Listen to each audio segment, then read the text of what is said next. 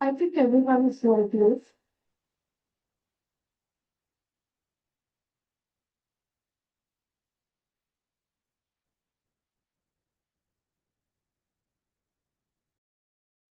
Yes, ma'am, everyone's here on our end.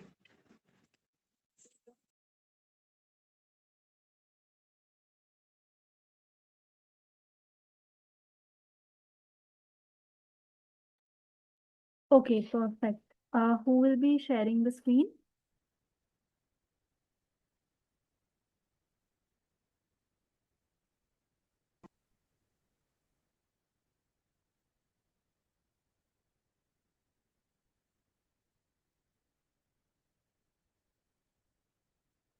Ma'am, I will. Okay, yeah, Just give perfect. me a Let's second. start. Sorry. Can you just give me a second? Yeah, sure. Whenever you're ready.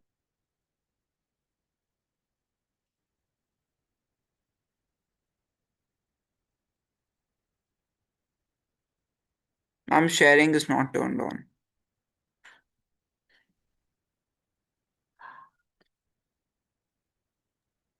Uh, are you able to share now? Yes, ma'am.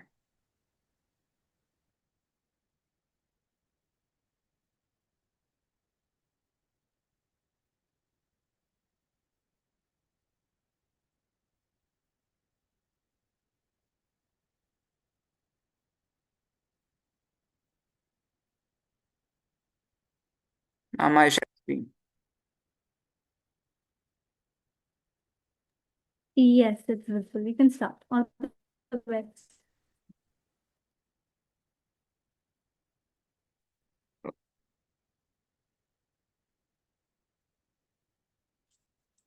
Am I audible? Yeah, you're audible. Okay. So, hi everyone. Today, my team and I. So, my name is Vanya.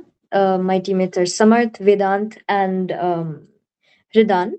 Kabir is supposed to be here, but unfortunately, he won't be able to join us today. So, we will be taking up his part. We are going to be discussing applied STEM and sports. Next slide, please. So, firstly, I will talk to you about the science of Formula One, so car racing. Next, Kabir's part was supposed to be body and sports, so biomechanics. But Samarth and I would be taking up that part. Next, Vedant would be taking up women in sports. And lastly, Hridan and Samarth will be taking up sports, tech, and data. So, speed, strategy, and science. Let's enter the world of Formula One. So, what is Formula One? There's a short video to get you guys started on what exactly it is, and then I will be going more into detail about it. Just check if you can hear the audio.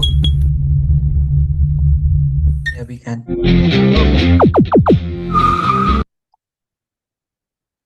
Oh, Yeah, ma'am, we just can. one sec. Just give me one sec.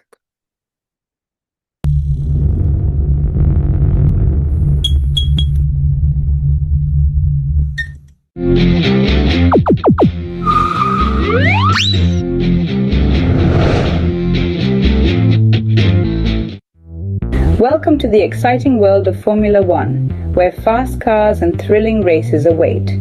Formula One is a sport that combines speed, skill, and strategy to create an incredible spectacle. Maybe as a complicated sport for adults, but this video will introduce this exciting sport to kids. Imagine driving a car that can go faster than any car you've ever seen. Formula One cars are powerful machines, designed to reach incredible speeds on racetracks around the world. The fastest drivers in the world compete against each other in races called Grand Prix. They try to reach the finish line in first position and take the victory for their team. But Formula One is not just about speed, it's also about teamwork and strategy. Each team has a crew of engineers and mechanics who work together to make the cars perform their best and be faster than their rivals. Pit stops, strategies, setups, all this can be complicated, but we will try to make it understandable to everyone with these little cartoons called mini drivers. Join us around the world to know the secrets of Formula One and learn what is the sport that is loved by everyone. get ready to feel the excitement and cheer for your favorite drivers as they zoom around the tracks in their super fast cars. It's a sport that will make your heart race and leave you wanting more.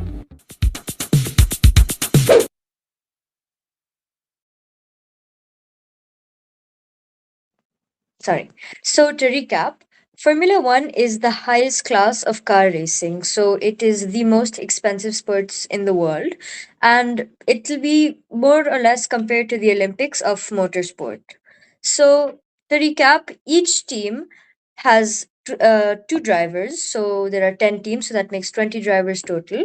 And each year, so which is called a season for them, they race across 20 plus countries. These races are called Grand Prix. So the cars reach over 350 kilometers an hour, which is incredibly fast. But they need precision, teamwork, and brilliant engineering. Next slide, please. So, like I said before, it is the highest class of car racing. So, there are different points awarded to different positions you get. So, the first place, which is called pole position, gets awarded 25 points, and so on and so forth in the board. So, next slide, please. So this is the calendar for next season, along with the teams that will compete in it. Each season, different races, different places for each race is are chosen, but they always start in Australia and end in Abu Dhabi. So the summer is a break time because it gets too hot for the cars and drivers to properly race, um, as well as different rules that are introduced each season. So, for example, some teams have left F1 and new teams have joined. So, as you can see on the right, Audi and Cadillac are two new teams that have joined the 2026 season. Next.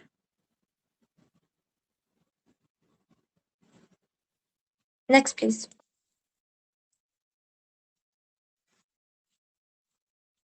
Um, oops.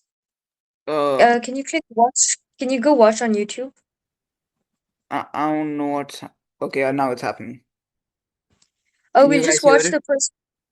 We'll just watch the first few minutes. Okay, one sec.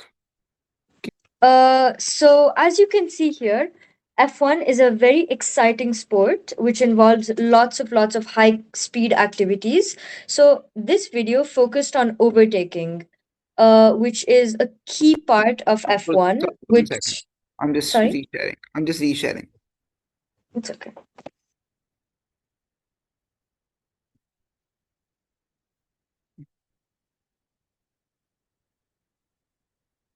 Yeah. So as I was saying, overtaking is a key part in F1 that requires extreme engineering and speed from each car. So, not every car has the capacity to overtake because each car is engineered in a different way. So, as you can see on this slide, this is a track. This is what we call an F1 track. So, this one is located in Belgium. It's called the Spa track.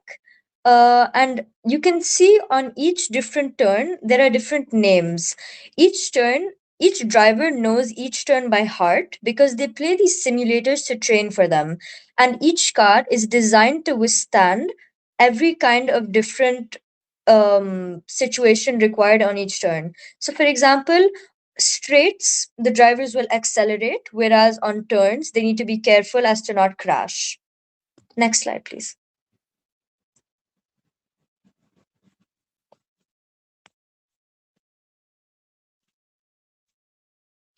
So, each car has a key component, the tires. So, each tire of a car, there are three different types of tires: soft, medium, and hard, which with each having different speed and durability. So, the engineers of each team, while the drivers are racing, choose, depending on the state and function of each car, what kind of tire to apply. There are different types of tires for different weather situations as well. So we call dry tires the tires that are used when it's not raining in very hot or dry places. and wet tires, the tires that are used when it's raining or when there's snow or any kind of extreme weather situation. So all tires are supplied by the brand Pirelli as of 2025, which is the official tire maker for all F1 cars. Each tire compound has a unique temperature operating window, which is crucial for maintaining grip on the track. Without this, the tires would just slide and the car would slam into walls and the drivers would meet with accidents, which could be fatal in this sport. The tires, as I said before, are a key component in strategy. So, without the proper tires, the car would not have would not be equipped to handle the conditions of the race and the place which it's held in. Next slide, please. So, now I will talk to you about aerodynamics. So, F1 car aerodynamics is a balance between something they call downforce, which pushes the car into the track for a better grip and cornering speed with the help of the tires and the car build, and drag, which is the air resistance that slows the car down. Next. So as you can see here, the rear wings of the car, which is the metal part that makes up the back of the car, it sends the air up, which helps the car accelerate. And the reaction is a vertical force that sticks the car to the ground, which is what I called downforce before. It helps the car have a better grip on the track. Next, the air in front creates another force, this one horizontal. It's called drag. So this drag, what they call drag, it slows the car down because it's meeting resistance as it moves forward. Next, please. I mentioned overtaking before. Before 2026, there was something called DRS or drag reduction system.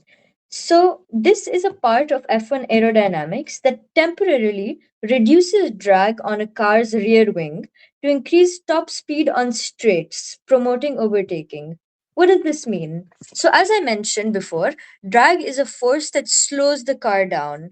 With this system, you reduce drag so the car can speed up.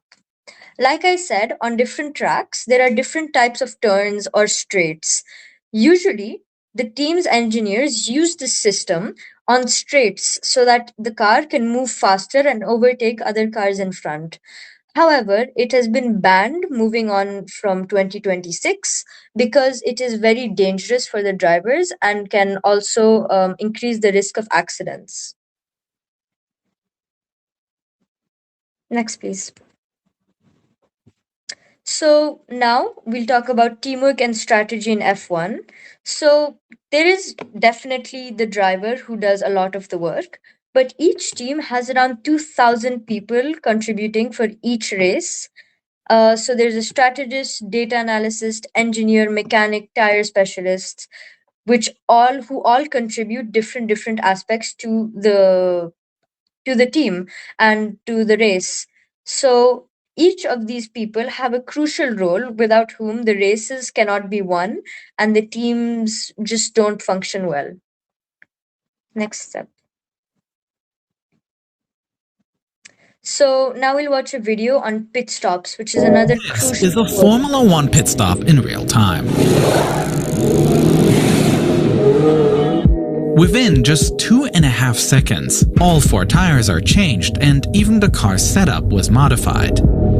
And to understand how that is possible, I've animated the entire thing so we can take a look at it in slow motion. The first factor determining the speed of the stop is how well the driver manages getting into the pits. Every pit lane has a strict speed limit. On tracks with particularly tight or short layouts like Monaco, the speed is capped at 60 km an hour. But on most circuits, it's 80 or about 50 mph. In order to lose little time, the driver tries to brake as late as possible when entering the pit lane. Once past this line, the driver presses a dedicated button on the steering wheel that locks the car to the speed limit.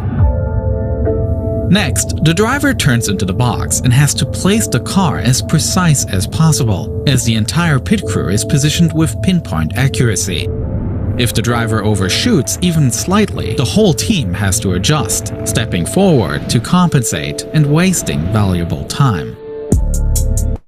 To help the driver nail their mark, teams use a mechanical arm with an arrow in the pit box, and the perfect stop happens when the front tires line up exactly beneath that arrow. One of the boldest roles in the pit crew belongs to the front jack operator. This person stands directly in front of the car, positioning the front jack so that it catches just a bit of momentum from the nose cone as the car comes to a halt. Then, in one smooth motion, the operator lifts the car from the front. At the same time, behind the car, the rear jack operator gets into position. Since they need to leave room for the car to enter, they're slightly slower than the front jack, but the moment the car stops, they also slide a jack into place, lifting the back wheels. Meanwhile, on either side of the car, two stabilizers step in. Their job is to absorb the sudden jolts from lifting, making sure it's perfectly aligned for the stop. For changing the actual tires, the wheel change crew consists of 12 people, 3 for each tire. At the center of each team is the person holding the wheel gun. Even before the car stops, this person is tracking its movement, aligning themselves so they can instantly lock onto the wheel nut and apply torque the moment they get a chance. Unlike regular car wheels, which are typically fastened with 5 bolts, an F1 tire is secured with just one single lug nut, precision manufactured with multiple pawls that the wheel gun can lock onto. The wheel guns themselves are custom made for this purpose and require immense strength You to can operate. stop now, Samarth. That is, because they can So here, as you can see, pit stops are crucial with multiple engineers and people having roles in trying to make the car optimized for the rest of the race. So, did you know that the world record's pit stop was 1.8 seconds in 2023 at Qatar by the McLaren racing team? The driver was Lando Norris, which is actually the champion of 2025 season. Next slide, please.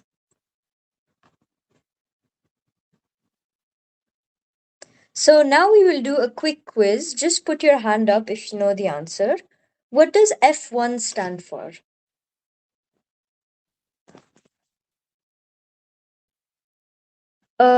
Yes, I think Sanya put her hand up first. It's Formula One. Yes, good. That's the right answer. So next, how many tires on an F1 car? Jasmine. 4. Yes, very good. Now I want someone to tell me what a pit stop is called. Yeah, Angel. So in the pit stop, the car is replaced with new tires, and I think in the middle of the racing they stop in the pit stop, and the functions of the car have changed or replaced for the better Yeah. car racing. Yes, that's very accurate. That's exactly what pit stops are. Now, can anyone name one F1, please? Yes, Dildar. McLaren, Red Bull. Yeah, very good. Great. Thank you. So that is all for the F1 part. Thank you so much. I hope it interested you. F1, you can watch F1 anywhere on YouTube and on the F1 TV app. So that could be very interesting if you're interested in motorsport.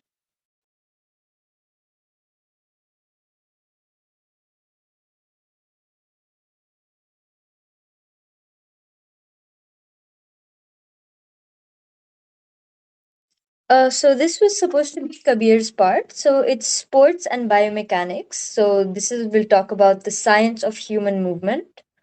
I will just go ahead and introduce the first few slides while Samarth or Ridan will do the second part. Yeah, I'll do it. Okay. Do you want to take up the first part as well, or should I? You can take. Okay. The next slide, please.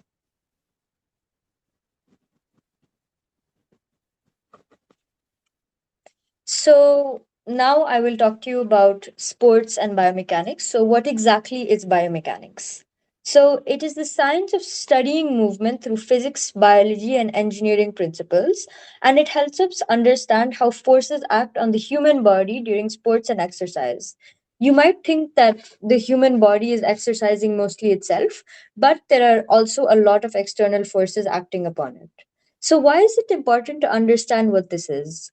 Firstly, it improves athletic performance and reduces the risk of injury, but also it helps design better equipment and training methods for the highest teams in the world. For example, football, cricket, basketball, and like I said before, F1. Next slide, please. So now we'll play a game called Two Truths and One Lie. So I want you all to read the options and I will read them out loud as well. And just raise your hand when you figure out which one is the lie. So, option one, biomechanics help athletes improve their performance by analyzing body movement. Option two, sports biomechanics is only used in professional sports, not in regular training. Option three, understanding biomechanics can help reduce the risk of injuries. Now, I want someone to raise their hand and tell me which one is which one is the lie. Okay, Fatima and Shamna. So I think first and three is true and second is false, please. Yes, that is correct. Next slide, please.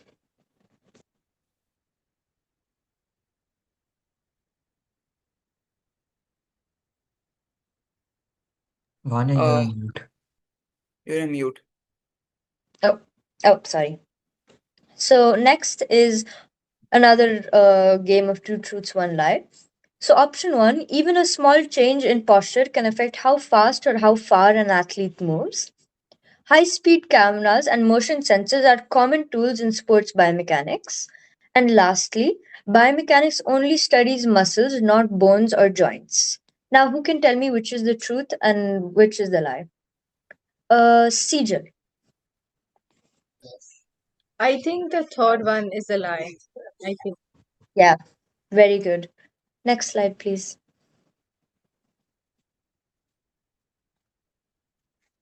So, last one. Every sport from running to swimming follow the same biomechanical principles. Option two, understanding biomechanics can help design better sports equipment. And option three, biomechanics is just about measuring movement, not improving technique. Who can tell me now? Yes, Mansi. I can't hear you.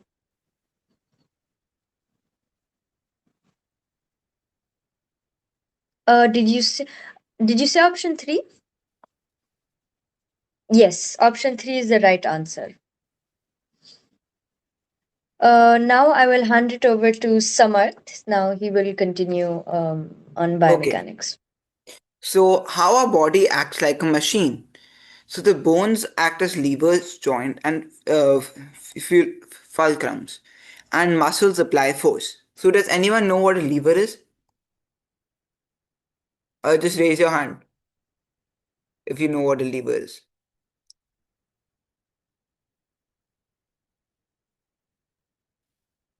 Okay, so Sejal, please tell everyone what a lever is. I'm not sure. I'm just guessing. Is it a bridge? Okay. No, a lever is not a bridge.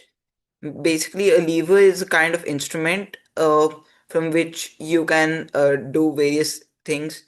Like, have any of you seen the switches, electrical switches? So, in all of them, it's the basically a principle of a lever which is used. You press the switch on one side, and then a resultant reaction is taking place. The reaction, in which case, might be the light turning on. So basically, you press it down on one side, and the force is applied, and then the reaction takes place, which is the light turning on in our case. Okay, so over here, the bones act as levers. So, like if we move the bone in a certain way, then our body moves in a certain way. So, our body moving is the reaction. Then there are three types of levers in the body that help lift, push or throw efficiently. Basically, these are the three types of things we can do with our bones, mainly. The bicep lifting your arm is another example of a throwing lever. So over here, there's muscles which lift our arm. Okay, so these help in us to throw. If any of you play cricket, you'll know that it's essential for you to have arm strength to be able to throw properly at high speeds. Yeah. Next, balance, stability, and movement. The center of gravity determines balance. Athletes adjusted to stay stable or move quickly. So, does anyone know what a center of gravity is?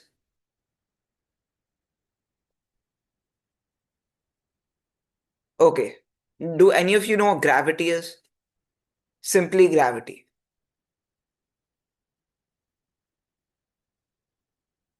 Just raise your hand if you know. Okay, Sejal, what is gravity? It is the force that pulls us towards the ground. Okay, that is absolutely correct. So now center of gravity in a body is basically the center of where the gravity is applied. Like in a cube, it'll be the center of the cube. Basically, a cube is like a box, and the center point of the box will be where its center of gravity is. So in athletes and sports people, are just where the center of gravity is, which is usually like the center of your human body, which will be around the stomach area. So they adjust where it is by keeping the body in certain positions. For example, leaning forward can make it go a bit forward and uh, aage basically. And then a lower center of gravity means better stability, and it also means that you're able to do more tricks and you'll be more agile. By agile, I mean you'll be able to move faster and it'll be resulting in better things, especially in football and games such as gymnastics. Then a shifting center also causes faster movement. And a real life example are sprinters. Have any of you like seen a marathon where people race against each other? Yes, please. Okay. So basically, over here, the people run fast. So the running causes their um, center of gravity to change, which also, and if you do it properly, it'll change enough and it'll help you move faster also. Then the numbers behind performance. Now, uh, now that studies have shown that up to 25% fewer injuries in athletes who train with biomechanical feedback systems. Basically, biomechanical feedback systems are systems that are designed to help you track your progress. For example, the number of steps you've taken.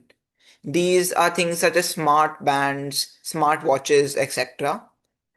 And then motion tracking wearables can detect movement inefficiencies, which cause with more than 90% accuracy.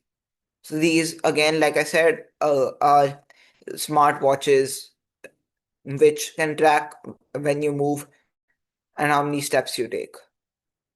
Okay, so performance enhancement, how to boost your performance. Runners using gait analysis systems improve efficiency by 5 to 10% on average.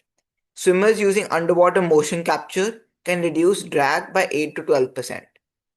So basically, if any of you have noticed while swimming, that whenever you push yourself forward, there's always a force pushing you backwards. Have any of you felt it? Yes. Yeah. This force which pushes you backwards is called drag. So by using underwater motion capture, you can find methods to reduce the drag, and so you'll be able to swim faster. The future of sports biomechanics is basically AI and motion capture. The AI driven analysis can track movements in real time using just a smartphone camera, and it makes biomechanical feedback faster and cheaper. Basically, instead of like using like a lot of times now, to find a real person to do this work might take a lot of time and effort and money. But on the other hand, if you use AI such as ChatGPT, have any of you used it before? ChatGPT or Gemini or any? Yes, please. Okay. So basically, these can also help over here, and they can tell you like what you can do to improve your performance in sports. Then wearable tech revolution, smart shoes, pressure sensing insoles, and motion sensors are now becoming cheaper. Then virtual and augmented reality training. So if you've ever gone to like an arcade, you will notice that these games where you wear a headset, and after wearing the headset, you can you feel as though you're in a different world. uh, for example, there are these special VR games and all where you wear a headset and it's like you're going on a roller coaster, which is now quite common in arcades. Okay, so using similar technology, athletes can now simulate what can happen in real games. For example, what will happen in a real football match that can be shown in FIFA 25, if any of you have seen it before. Yeah, this helps improve reaction time and technique without injury risk. Accessibility and inequality in sports biomechanics. For example, advanced motion capture systems, force plates, and analysis tools are very expensive, and only professional or elite athletes actually get to use them. Most school and local sports programs rely on observation instead of scientific feedback. Mm, mm. Okay, now it's time for Vedant's part. Okay, good evening, everyone. My name is Vedant. So today I'll be speaking about women and the history of women in sports, and how the importance of having women also represent themselves in sports, not just about men. So about 100 years ago, if you were to say now that women were as equal as men, they'll play sports as on the same level as women, they'll compete in the same, the amount of skills they have, the amount of potential they have, the same as that men, people would have laughed at you. But that's because the society that time, they didn't believe that anything was for women, because they believed that women ka role only was fully different. But today the society believes in a complete different kind of mindset. Of course, all of you know about women empowerment and all of that. So today we see that women are, participating in almost every field, and that 100% includes sports. Not only at the international level, not just at the national level. In fact, at every grassroots level, at every village, every town, we can see that women are, young girls are all starting to play games that were traditionally considered, to be something that's masculine. Only men can play it. I would say something. Example would be like football or something. So in villages and all that, we see now young girls playing different sports, football, cricket, and all of that. So today's topic was applied STEM. So how exactly is women related to applied STEM? That we'll see in this section. So Samarth, next slide, please. Yeah. So early sports science, which means like about 50 years back, the amount of development that the scientists were doing was mostly related to only men, because at that time women didn't get enough chances to play with along with men. They didn't have the proper training. But eventually, as the women started developing, they started representing themselves in different sports. So the science also started, developing like an interest towards learning about women, how women play, how it's different from what they do about men, and why this is also important to know, and the history and the empowerment and all of that. So that's why we're going to study about women also in this STEM, to see like the different aspect of science, technology, and maths in itself. Next slide, please. Okay, and why sports are important for women themselves, not just about for others. Why women themselves should play sports. So there are five main reasons which I have listed over here. First one being confidence and leadership in themselves. So the earlier mindset that women were, inferior to men, men were superior to women. Of course, it's all false, but some women still consider believing that it's true. Their mindset is not as developed as that of men. And playing sports is one field where not only I, but almost everyone can agree on this, that playing sports is one place where you can express yourself. And this is like the perfect method, perfect medium to build confidence in yourself, show leadership. Second point being mental and physical health. Now, sitting at home, of course, everyone knows it's not very healthy. You're supposed to move outside, play outside, run, walk, and do other kind of physical exercises, not only to build up your physical health, but also your mental health. It is scientifically proven that sitting at home will cause boredom, but going outside refreshes your mind. You think differently. You start behaving differently. So that's why it helps to improve the individual as well as the individual mental and physical health. The third point is a very important point here, which is breaking stereotypes and empowering themselves.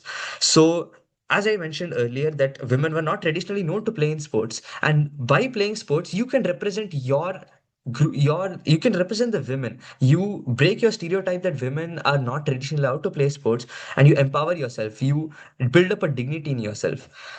And the fourth point is to inspire the youth. Of course, if you play sports, the younger generations get motivated to do it also. And then this kind of chain reaction carries forward until at one point both men and women are playing equally. Educational career opportunities. Playing sports is not only for developing your individual health or just for fun. In fact, nowadays, we see that many women are coming up with teaching in sports, like physical education as a subject, and also like career opportunities, to play as a player, or also you can coach female teams, male teams. We see many cricketers who are now going on winning the T20 World Cup, the ODI World Cup. They're playing extremely well. So these kind of career opportunities also develop over here. So now let's play a small game where I'll show you a picture and you have to guess who the player is. Okay? Samarth, next slide. Next. So this is the first one. The hint is that she has won 6 world titles. Who is this person? Okay, I'll have Fatima and Shamna. It's Mary Com, please. Exactly, perfect. Next slide, please. This is Mary Com. She has a very motivational life story, so that I'll be explaining a little bit to you. Samarth, can you go to the next slide? Yeah, the next one. One more. Yeah. So Mary Com, she is a international level boxer. She represented India in many of the world championships, as well as she's like one of the idol for all the youth in India, not just men, not just females, also males, because many people have said that their inspiration, their role model for entering the boxing field also was Mary Com. She was born in Kangetai, Manipur, which is a North Indian state, and she was born into a very poor farming family, meaning she didn't have the access to any of these sports facilities like boxing or any of that. And she all of her childhood she only did farm work, but she had some secret interest in boxing because she had seen it on television and read about it in newspapers and all of that. So she secretly took up boxing with one of her friends, and she hid it from her parents because the traditional mindset of the parents was that these people cannot play sport, it's not for women. So she had to, during her teen years, she struggled a lot financially because she didn't have the money for, spending it on anything other than traveling, training, and diet, because all of this took up all of her financial savings. And she didn't even have the proper support from her family also in this matter. But eventually, she went on to get a lot of recognition. This was primarily because she won the world championship in 2002 for boxing. And after that, for 6 times, she was crowned the world champion. And this is something which is very, she was one of the first women in India to represent India in such a great level that she's still a role model for everyone. And how many of you watch movies? Just can I have a thumbs up, raise your hand, or anything like that? On a regular basis, how many of you watch movies? Yeah. So the next movie I recommend you all to watch is the movie called Mary Com. It is released in 2014. It's the heroine is Priyanka Chopra. How many of you have like maybe some of you have watched it, but 100% I recommend you to watch it again. It is one of my most favorite movies, which is a very inspirational movie. So let's move on to the next one. Yeah, guess this one, please. Raise your hands. I'll pick out. Who is this? She's India's top badminton players, very famous. Yes, Sejal. She's PV Sidhu. Sidhu or Yeah, Sindhu something. I'm not yeah, sure. PV Sindhu. Yeah. Yes, Next please. slide, Thank. Samarth.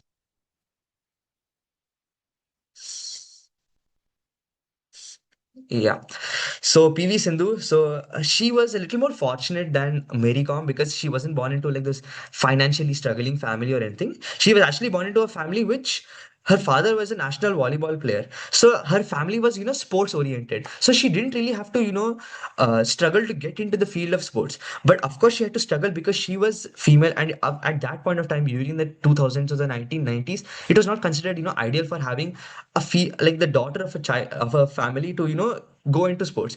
But her father was very supportive of her in this matter, and he recommended her to join, but he preferred to teach her volleyball instead of badminton. But her interest lied in badminton. So to train for badminton, there was extreme pressure at home because they motivated her to play for volleyball. But then she eventually chose badminton, but the struggles that she had to overcome to play well in this case was a lot. So for example, you can see here she had to travel 56 kilometers one way daily just to do her training, and she had to sit in the train do the training for 6 hours per day. Just imagine how much time of your day would it take, and plus she had to do her studies and all of this together. It would have taken a lot of time now. This much struggle she had to do, plus she would have been exhausted along with the work that she had from her studies, and plus she had to do her training and all of this. Plus, she had many injuries during her time in training, mental fatigue, but eventually she came out very successful. How many of you knew that she won the Olympic gold in 2016? She was crowned like the world champion in 2019. She's one of the most decorated female badminton players in the whole world. And because of her, many, after COVID period, at least, we see many people are coming up playing badminton, many female figures we can see in the field of badminton. So, next one we'll go to, which is Samarth. This is the third one. Please raise your hand if you guess, and this is pretty easy because she's a very recent Okay, someone apart from Sejal. Yeah, let's have Sanjana and Shivani. Jemima Rodriguez. Yes, that's correct. Next slide. Samarth, next slide, please. One more. Yeah, Jemima Rodriguez is like the new female sensation.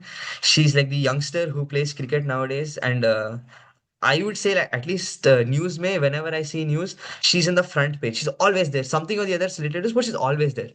So her journey was also, it was not something very, simple like that. She was born into a family which is not underprivileged, it was not overprivileged also. She was somewhere in the middle. Like you can say the lower middle class ka family. And then her family didn't have a lot of access to any kind of, these kind of coaching or anything like that. Even though she was born in the 2000s, her family lived in places in Mumbai where there were, less coaching opportunities were there. You couldn't do as good coaching, like the coaching the female people got, like the young girls got, was not at the same level as males, even though they had the same potential.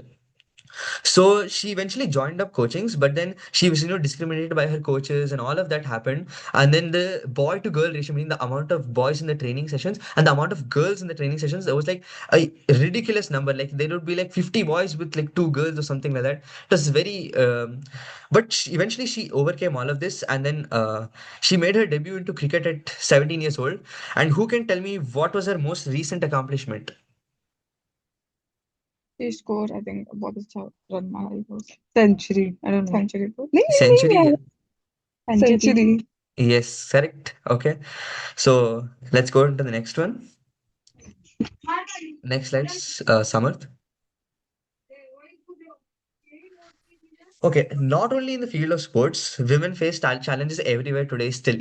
How much ever you say that, yes, equality has been obtained, it's not exactly 100% obtained. People are still there with the traditional mindset.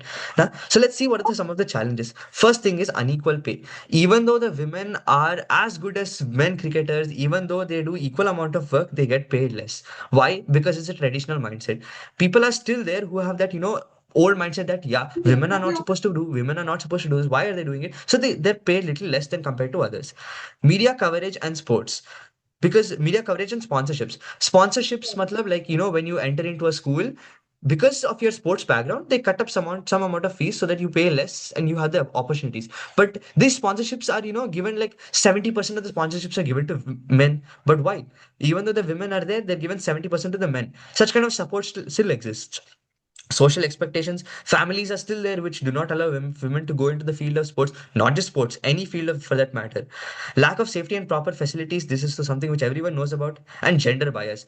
Coaching may, the amount of attention that a woman gets and the men gets is like completely different and absurd actually. Next one, Samarth.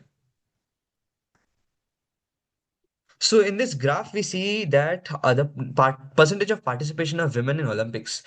So 1900 was like the second Olympic that happened, second Olympics in like ever. 1896 was the first time Olympics was held. 1900 was the second time Olympics was held. And over there, if you see the percentage of women that were there, na, in India, though, you forget about India, it was 0% in India, meaning there was no women participation only. And in the world also, it was somewhere around 1 or 2%. That's it. So imagine having like 98% of men in Olympics and only two women, like 2% of women. What must have been the like the ratio, the amount of, you wouldn't be able to imagine it, that kind of people. And look at where we stand today. In 2016 is when the last data is given over here, where India also had about 45 to 50% participation, and the world also had about 45 to 50% participation. So we have achieved almost equality. But the fact that the problem that comes into place here is that we have to maintain this. It's not just the one thing that you go over there, you have achieved 50% done. It's that we have to maintain it. We have to keep giving it at 50% only, or else it goes down again. That's the problem that we have over here. I'd like to point out one more thing. During the 1980s, we had a huge, increase over here, if you see, because there was a lot of games like the women's marathon, the women's hockey, the women's different games like this were introduced for the first time exclusively for women, not just combined with men. Okay, next slide.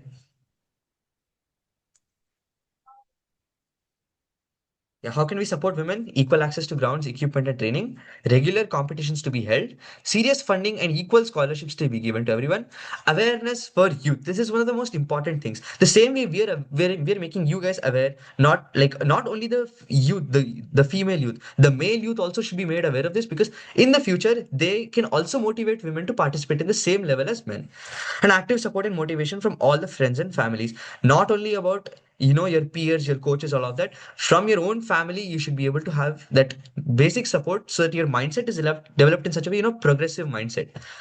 Next one, please.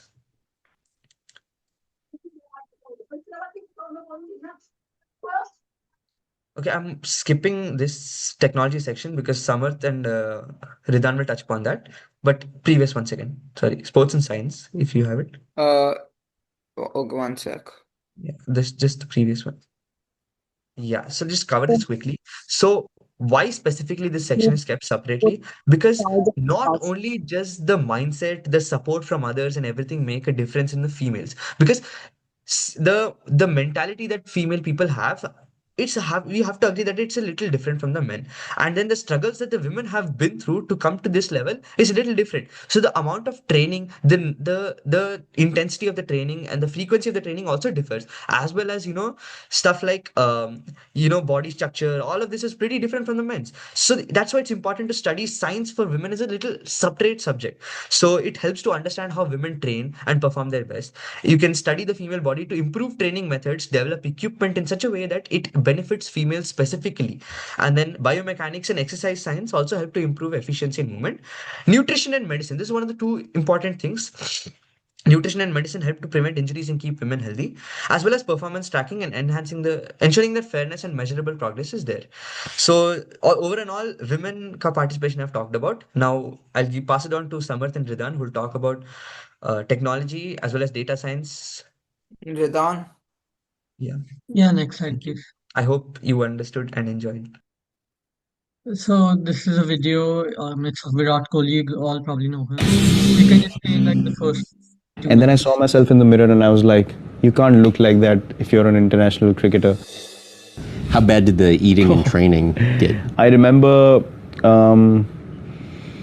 I was not disciplined at all in terms of my eating and my fitness. I mean, I can't even relate to that guy anymore that I was in those years, You look like a different person. I mean, you see pictures of right. Yeah, so I myself feel like it's some other guy. So I had played IPL from 2008, 9, 10, 11, and then 12. IPL 12 was, I was playing for India. I was playing for the national team at the highest level, but I hadn't got the success, that some of the established players did. And IPL 2012, again, had a really, really bad IPL season, and my eating habits were horrible in that season. Very, very bad. And I remember coming back home and I came out of the shower. The team didn't do well. I came out of the shower. I looked at myself in the mirror and I was like, that's the time it hit me, And luckily, everything that's been bad in me somehow I get that calling myself that you need to get it right. Like there hardly anyone coming and telling me, you're really messing up. It just comes from within. And then I saw myself in the mirror and I was like, you can't look like that if you're an international cricketer. I was like, how the hell are you going to continue like this if you don't take care of yourself? Boom, from next day onwards, I just changed everything about my diet. Hitting the gym 2 hours a day, just taking a day off in a week, eating proper lean food. I got away from all kinds of junk. I did not have a cheat day at all, and within 8 to 10 months I lost about 6 or 7 kgs, and then from then on it became such an addiction because I saw the results on the field. I felt quicker, I felt lighter, felt more focused, and then I was like, man, this is the path I want to walk. There was a period in which you cut out all distractions for a year and a half. What did that entail? I wanted to get back into the team so badly that that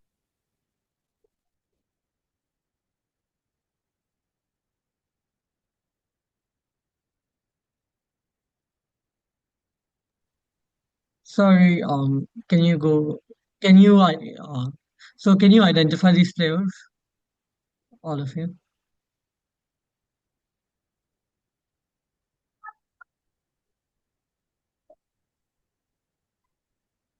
Hello? Yes, please. Yeah, so who do you think the first one is? Virat. Yeah, okay. So the other two were also really influential. Sorry, Mansi. Uh, no, please. Actually, I was also saying the first player is Virat Kohli and the second one is Neeraj Chopra. Yeah. So everyone over here is really influential in Indian sports. You could go to the next slide, please.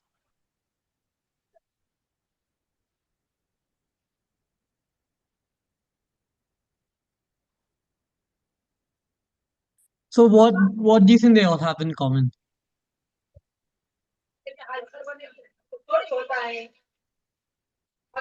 The answer is that they are all Indian athletes, but they also use technology to better their performance on the sport. So how can technology be used in Indian cricket, in just sports in general? So you can wear wristbands, or you can have people analyze you in slow motion, and that can help you measure how fast, strong, or fit a player is. It can also improve your technique. It can prevent injuries using smart equipment, and it can analyze match data. So even like in America, you can see LeBron James, he wears a Whoop watch, which shows his heart rate and it shows how much distance he's covered and things like that. Also, the ball speed is measured, so coaches can tell players to bowl faster if they need or slower. And there are other examples too. Next slide, please. So here's a short video about Novak Djokovic. You catch Djokovic using this crazy glove during yesterday's match, it's just as powerful as steroids. Here's what happened and how it can boost your workouts. Djokovic's body temp was getting too hot, which causes muscular strength and endurance to crash. A huge breakthrough in exercise science showed that you can improve your muscular endurance by 144% and put on strength faster than if you took steroids by cooling your palms mid-exercise. It's called palmar cooling, it's legal, and that's what Djokovic was doing with the glove. The glove's cool on the inside, rapidly dropping his body temp back to optimal levels. You don't need a fancy gadget to do this. Just run your palms under cool water for around 30 seconds a few times per workout to achieve similar effects to boost your strength and endurance.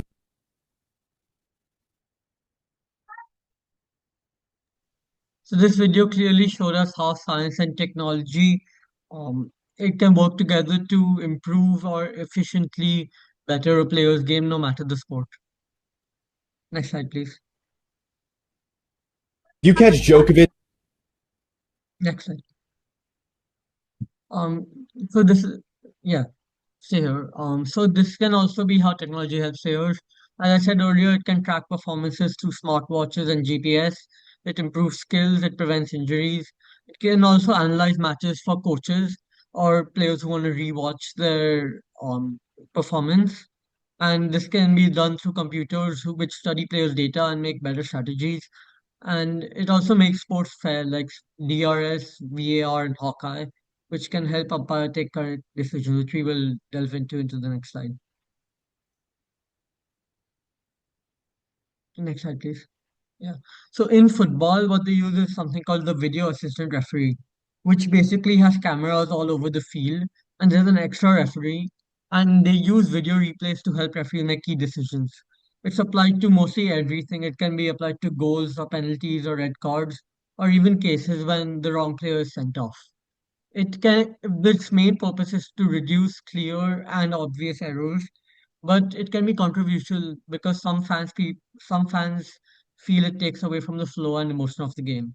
And this technology can also be seen in other sports like DRS for cricket, Hawkeye for tennis, TMO for rugby, and instant replay reviews for basketball.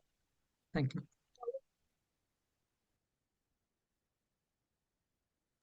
Again, next slide, I'm done.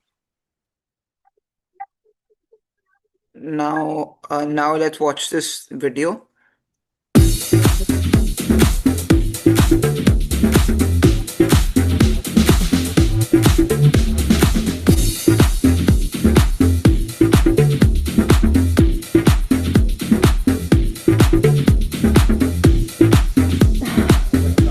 Here we go.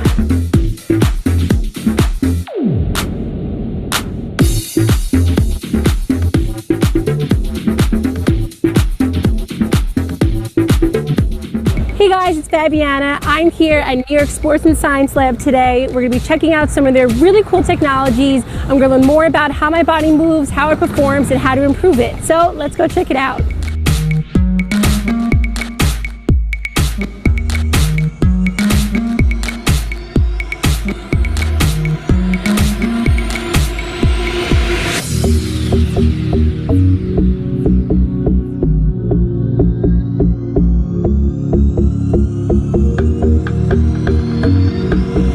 We use the EMGs to measure the amplitude of electrical input that the motor units of the individual muscle are going to get.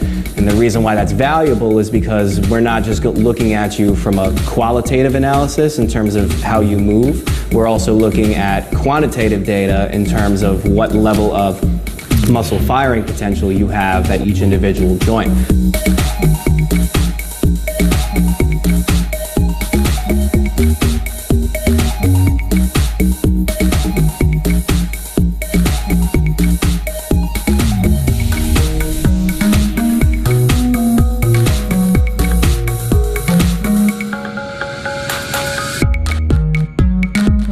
Oh no! Oh no! These things scare me. I know they're for a great reason. Here we go.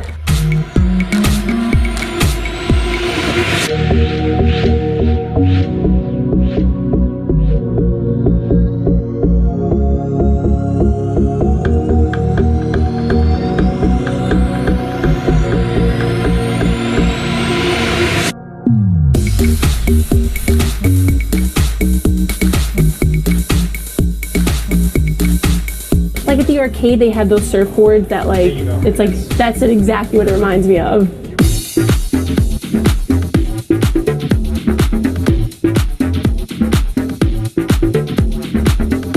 Today was such a great experience after learning about my body and the muscles and the way that I've been using those muscles all this time, and then being aware of it, doing different exercises, and then putting that knowledge into effect. I improved over how I use my muscles just in a few hours. And I'm going to take this knowledge and go out into the world and apply what I learned.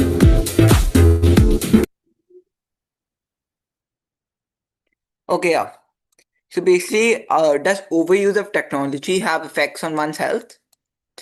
So, do any of you want to answer to this question without looking at the slide?